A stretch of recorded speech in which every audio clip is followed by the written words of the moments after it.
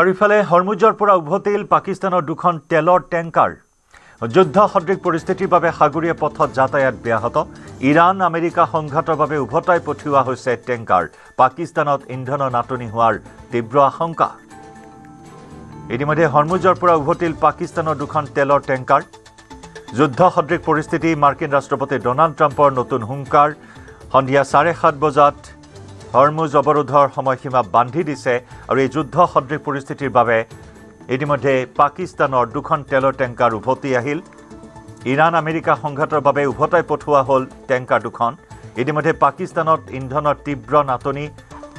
দেখিবলৈ পোৱা হৈছে হুৰাহুৰে পেট্ৰল ডিজেলৰ মূল্য বৃদ্ধি দেখিবলৈ পোৱা হৈছে আকাশলংঘী মূল্য বৃদ্ধি প্ৰতি লিটাৰ পেট্ৰল 450ৰ পৰা 500 টকা হৈছেগৈ প্ৰতি লিটাৰ ডিজেলৰ দাম 500 টকাৰ পৰা 600 টকাৰ ভিতৰত হৈছেগৈ গতিকে এনেকুৱা এটা পৰিস্থিতিত পুনৰ পাকিস্তানত ইন্ধনৰ তীব্ৰ নাটনিৰ শংকা দেখিবলৈ পোৱা হৈছে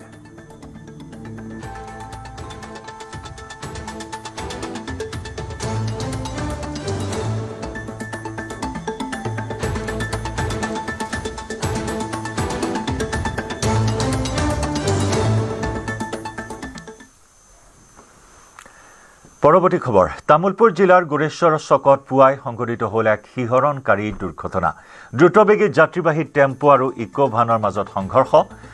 এই দুৰ্ঘটনাত মহেশ বড়ো নামৰ এজন 40 বছৰীয়া লোকৰ থিতাতে মৃত্যু ভয়ংকৰ দুৰ্ঘটনাত গুৰুতৰভাৱে আহত 11 জন ইয়াৰে দুজনৰ অৱস্থা সংকটজনক আহতসকলক ততাতৈয়াকৈ চিকিৎসালয়লৈ প্ৰেৰণ উল্লেখযোগ্য যে কৰ্মসূত্ৰে গুজৰাটত থকা এই লোককেইজন আহি আছিল বিহু বুলি ঘৰলৈ ৰঙালী বিহুৰ বাবে ঘৰলৈ আহি থকাৰ পথত এই শোকাবহ দুৰ্ঘটনা সংঘটিত হয় দুৰ্ঘটনাৰ পিছতে সেনা বাহিনীৰ লোক আৰু স্থানীয় ৰাইজৰ সহযোগত উদ্ধাৰ অভিযান চলোৱায় আহতসকলক ততাতৈয়াকৈ হাস্পতালত ভৰ্তি কৰোৱা হয় ইতিমধ্যে 40 বছৰীয়া মহেশ বড়ো নামৰ লোকজনে থিতাতে প্ৰাণ হেৰুৱায় এই ভয়ংকৰ দুৰ্ঘটনাত আমি মইতো শুই আছিলো তথাপি এটা প্ৰচণ্ড শব্দ পাই কেনে উঠি আহো যে ইয়াত মানুহবোৰৰ চিটিকি পৰি আছে দুখন গাড়ী মুখামুখি সংঘৰ্ষ হৈছে এজনটো স্পটতে ডেথ হৈ গ'ল বাকীবিলাকৰ হাত ভৰি ভাগিছে কাৰোবাৰ কাৰণে আমি সকলো ৰাইজ মিলি কেম্পৰ পৰা আৰ্মিৰ পৰা আহি সকলোৱে মেডিকেল পঠাই দিলোঁ ডেথ হোৱাজনটো এতিয়াও পৰি আছে আৰু এইখিনি ঠাইত প্ৰায় এক্সিডেণ্ট হৈ থাকে আজি কেইমাহমান আগতো এজন ডেথ হৈছে ইয়াত আঘাত 6-7 মান হ'ব চাগে আমি সকলোকে উঠাই মেডিকেল পঠাই দিলোঁ এম্বুলেঞ্চত মানে 5:40 মানত এখন টেম্পু ৰঙিয়াৰ পৰা আহে আৰু এখন ভেন গাড়ী এই ভূটান লাইনৰ পৰা আহি কিনে এই যিটো গড়েশ্বৰ অলপ আগত তাতে তাৰমানে মুখামুখি হয় তাৰপিছত মুখামুখি হ'লে তাৰপিছত মানুহকেইটা মানে এজন ডেথ হৈছে আৰু 3-4 জন বহুত আগপত্ৰ হৈছে মাথা ফাটিছে ভৰি ভাঙিছে তাৰপিছত আমি সকলো ৰাইজে মিলি কিনে এইফালে আৰ্মিবিলাক আহিলে আৰু পুলিচ চাৰাটো আহিলে আহি কিনে সকলো মিলি জুলি কিনে আমি এম্বুলেন্স মাতি কিনে আমি ইহঁতক পঠাই দিয়া হৈছে অতি শোকাবহ এটি পথ দুৰ্ঘটনা আৰু এই দুৰ্ঘটনাই সমগ্ৰ অঞ্চলটোতে শোকৰ ছাঁ পেলাইছে গুজৰাটৰ পৰা বিহুলৈ বুলি ঘৰলৈ আহি আছিল অসমীয়া এইসকল যুৱক কৰ্মসূত্ৰে গুজৰাটত আছিল কিন্তু আজি পুৱাৰ ভাগত ঘৰলৈ বুলি আহি থাকোঁতে ঘৰ নাপাওঁতে এই শোকাবহ দুৰ্ঘটনাত পতিত হৈ ইতিমধ্যে এজনে প্ৰাণ হেৰুৱালে 11 জন গুৰুতৰভাৱে আহত ইয়াৰে দুজনৰ অৱস্থা সংকটজনক বুলি জানিব পৰা হৈছে আমি আগবঢ়াম আমাৰ স্থানীয় সংবাদদাতা নয়নজ্যোতিৰ প্ৰতিবেদন